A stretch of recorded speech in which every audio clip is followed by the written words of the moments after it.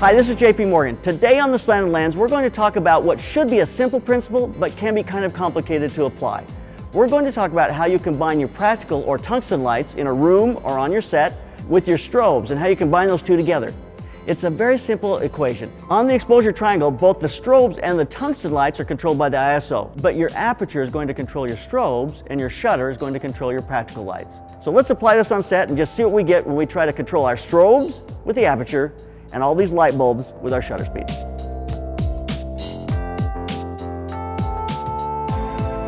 If you'll balance the room lights with your strobes, it really gives the room a lot of warmth and depth. It gives the room a sense of being lived in. It makes it look more real. So it's really important to give life to those practicals by giving them an exposure. So let's see how we can do that.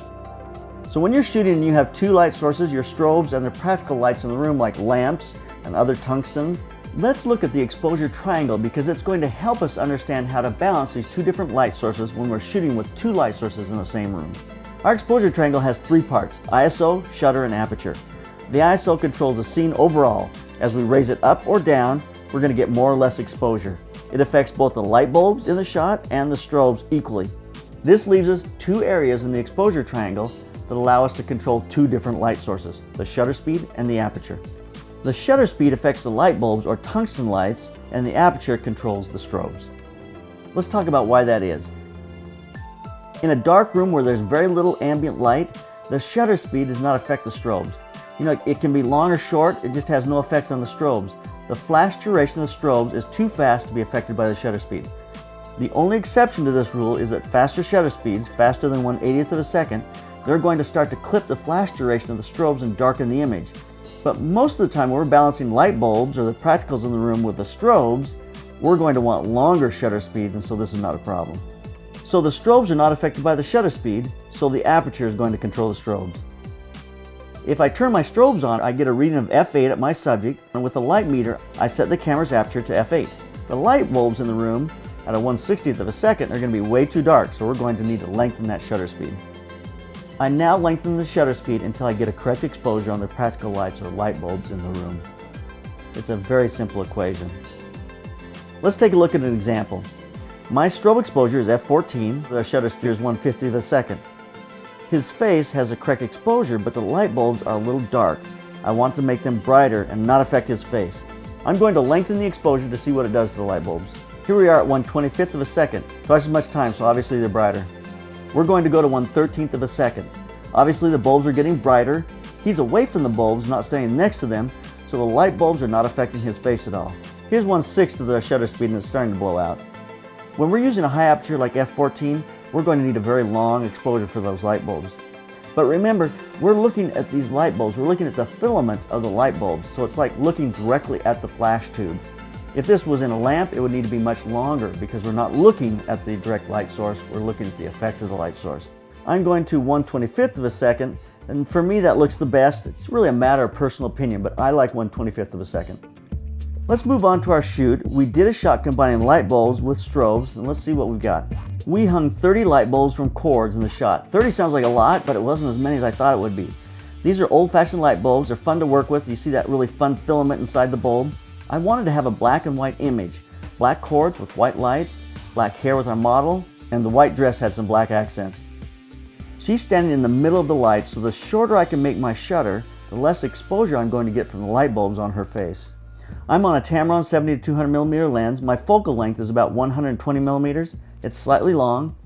My aperture is f6.3 because I want a shallow depth of field so the light bulbs will go out of focus in the background. I started making exposures at 1/4 of a second and shortened them until I got the best exposure. Here's my image at 1/50th of a second. The exposure is almost too long. I'm starting to see just a little bit of light on her face, but I think I'm okay. I'm going to move forward at 1/50th of a second. I then added the background strobes. I dialed the power down on those until they look good as a white background. I then added a flex flash up front with an octadome that has a grid on it. It's going to come from underneath because I want it to look like the soft glow of the lights on her face. I then added another flex flash as a rim light on her. It's got a 7-inch reflector with a 40-degree grid in it. Here are some of the final images from this setup.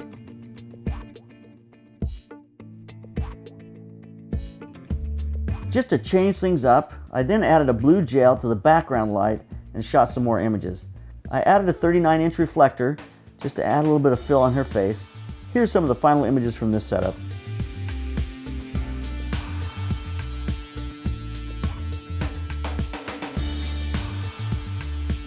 It's not a hard concept to grasp, but a hard principle to apply.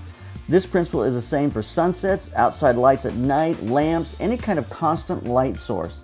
Aperture controls the strobe, the shutter controls the secondary or constant light source. So go out and apply this principle, make it work in the images that you're shooting. Just keep those cameras rolling, keep on clicking. Welcome back to Lens Pro To Go, great sponsor that we've had in the past and are joining us once again. They have a great rental service where you call them up. You can use either your app or you can call them up or you can email them. You put the equipment down you need. They ship it out anywhere you're working in the United States. When you're done, you put it back in the box and you ship it right back to them. It's just a great service. I find it very useful when I'm on location. Lens Pro To Go. We've enjoyed using Spyder Holster this last year. Really a great sponsor of ours. This is a belt system that goes around your waist. They also have a Spyder Monkey. This I clip right onto my belt, right next to my belt clip where I can put my meter so I can pull my meter on and off. It's a Velcro strap that goes around any piece of equipment you want to stick onto this little system. So you can put this on your light meter, you can put it on your portable flashes, just anything you want to have really at your hip. They're also coming out with a cell phone pouch that will go on this system. They've got a pouch to put a 200mm lens, both great pieces of equipment that just hook onto this belt system. It's really an easy piece of equipment to use and I feel secure with where my camera's at on my hip. So check it out, Spyder Holster.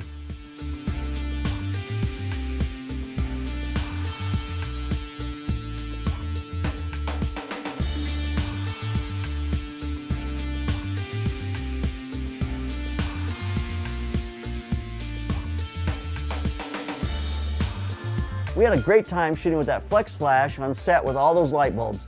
It really was an easy thing to be able to illustrate how you combine tungsten or your practical lights with your strobes. So I hope you found that very interesting. I hope that formula makes a little more sense to you now.